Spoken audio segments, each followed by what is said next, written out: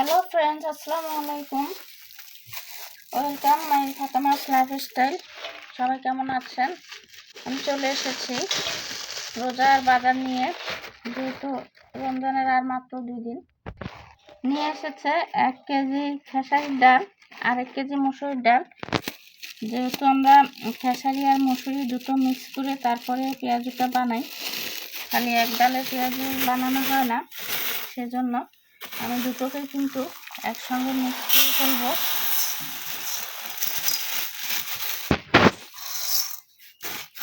দিয়ে দিব মসুরির ডাল।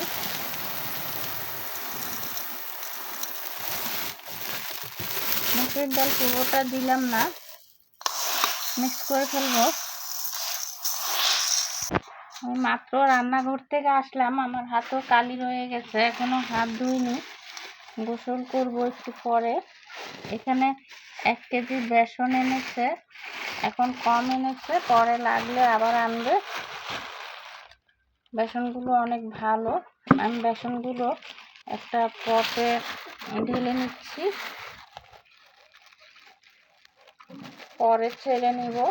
এখন আমার একটু সময় কম আছে, আমার একটু কাজ আছে, তাই এখন আপাতত এমনি ঢেলে নিলাম। এখানে এনেছে কিছু গরম মশলা। আমাদের ঘরে গরম মশলাটা খুব বেশি লাগে। এখানে দারচিনি,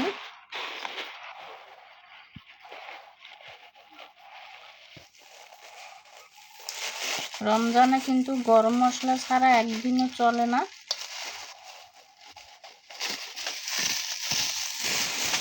এখানে হচ্ছে এলাচি,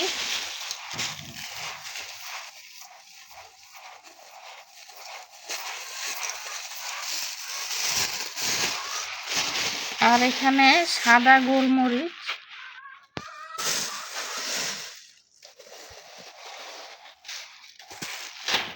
আর এখানে হচ্ছে ছোলা। এই ছোলাগুলোকে আমি চেলে নিব,